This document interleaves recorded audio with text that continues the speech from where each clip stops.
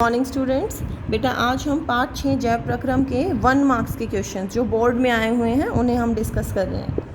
First question, निम्नलिखित में से किस पदार्थ का जठर ग्रंथियों द्वारा स्रावण नहीं होता है?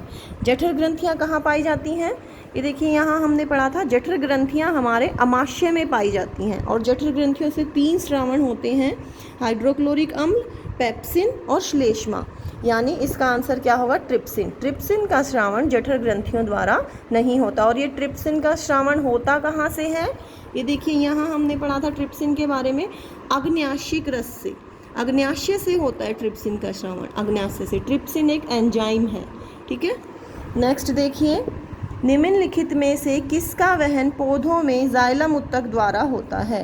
पौधों में जाइलम उत्तक द्वारा जल का वहन होता है और पौधों में वहन के लिए एक और उत्तक होता है, फ्लोएम।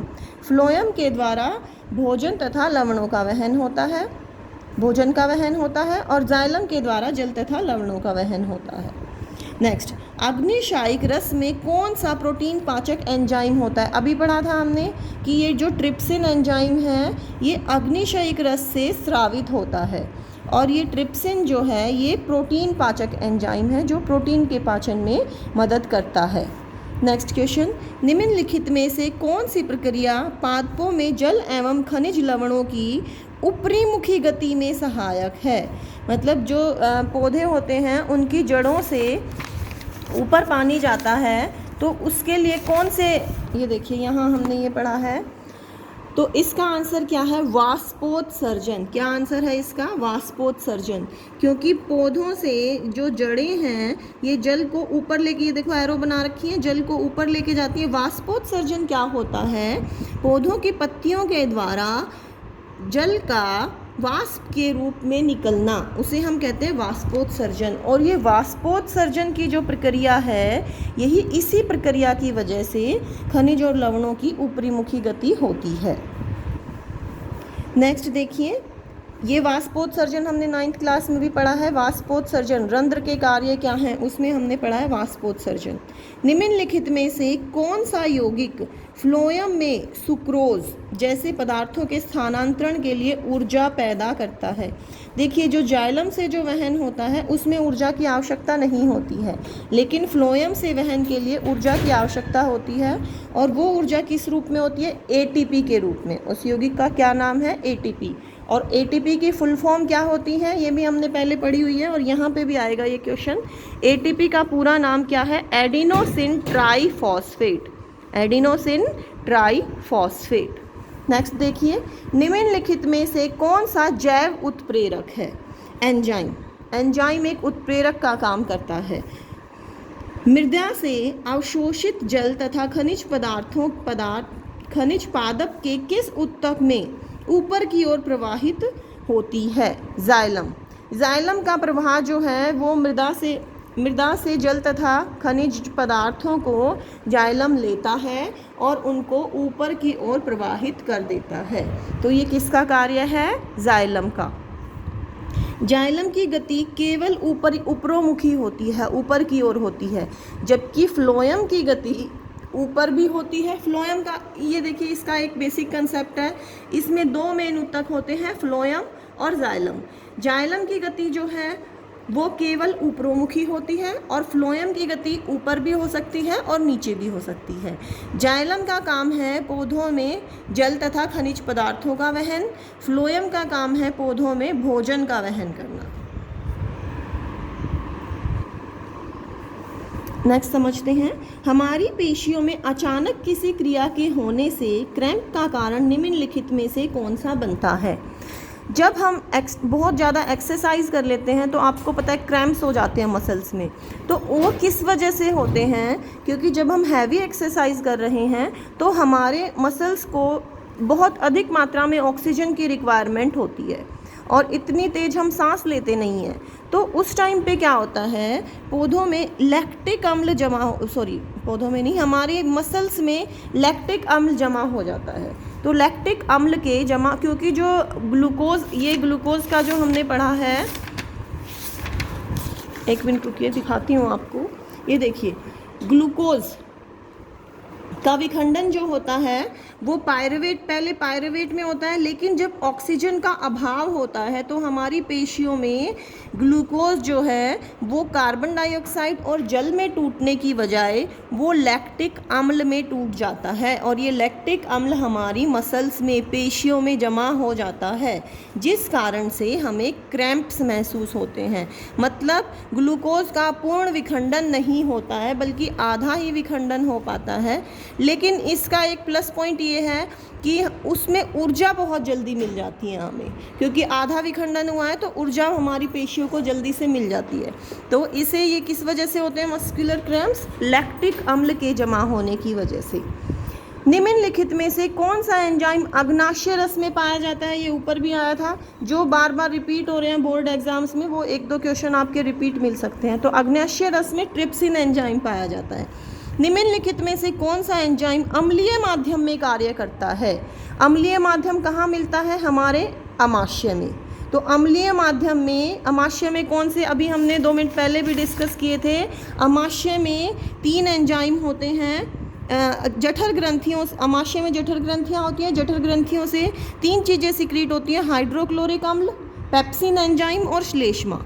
तो हाइड्रोक्लोरिक अम्ल ही तो अम्लीय माध्यम प्रोवाइड करता है अमाशय को। तो अम्लीय माध्यम में कौन सा एंजाइम कार्य करता है? Pepsin enzyme. अम्लीय माध्यम में पेप्सिन एंजाइम कार्य करता है, और ये कहाँ होता है पेप्सिन एंजाइम? हमारे अमाशय में। प्रोटीन बनाने में निम्नलिखित में से कौन सा तत्व आवश्यक है? नाइट्रोजन। प्रोटीन बनाने में कई बार ये इस फॉर्म में भी आ जाता है, ये लिख के ना आए तो ये भी आपको पता होना चाहिए नाइट्रोजन को कैसे रिप्रेजेंट करते हैं। हमारे शरीर में, हृदय में कितने कोष्ठ होते हैं? बहुत सिंपल है, 4 कोष्ठ। एटीपी का पूरा नाम क्या है? Adenosine triphosphate. डीएनए का पूरा नाम क्या है? ये मैंने आपको 9th क्लास में भी कवर करा रखे हैं, डीऑक्सी राइबो न्यूक्लिक अम्ल। इसके साथ साथ आरएनए का भी आपको पता होना चाहिए। आरएनए की फुल फॉर्म में डी हट जाएगा, डीऑक्सी हट जाएगा, राइबो न्यूक्लिक अम्ल हो जाएगा, वो भी आप लिख सकते हो यहाँ साथ में। स्वपोषी और प्रकाश में निहित ऊर्जा को ग्रहण करके डैश ऊर्जा में बदल देते हैं, रासायनिक ऊर्जा में। ये हमने पढ़ा था प्रकाश संश्लेषण में। प्रकाश ऊर्जा को कौन सी ऊर्जा में रूपांतरित करते हैं? वो रासायनिक ऊर्जा में। उत्सर्जन किसे कहते हैं? शरीर में से नाइट्रोजन युक्त अपशिष्ट पदार्थों का शरीर से बाहर निकालना उत्सर्जन कहलाता है।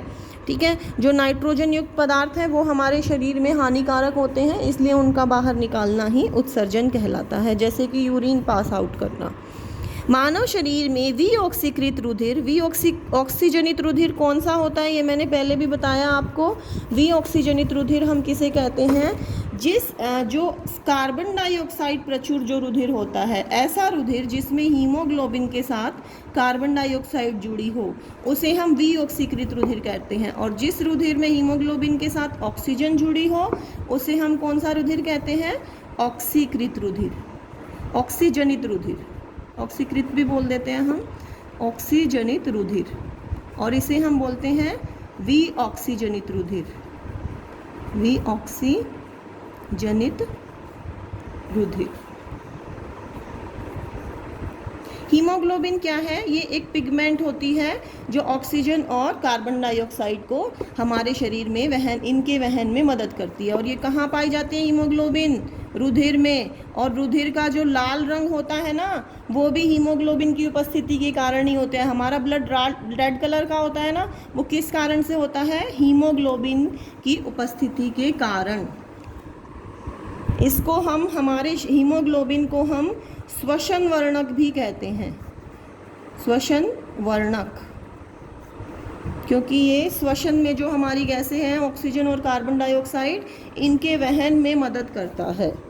तो क्या क्वेश्चन था हमारा? विऑक्सीकृत रुधिर। मानव में विऑक्सीकृत रुधिर सबसे पहले हृदय के किस कोष्ठ में पहुंचता है? दायां आलिंद में। ये हमने यहाँ पे समझा था जब हमने ये वाला पार्ट किया था।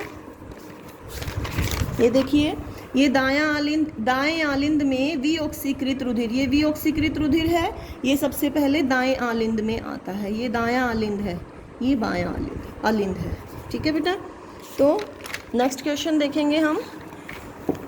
मानव में फुफ्फुस से ऑक्सीकृत रुधिर सबसे पहले किस कोष्ठ में आता है? बायां आलिंद में। किस में? बायां आलिंद में। ये बायां आलिंद है।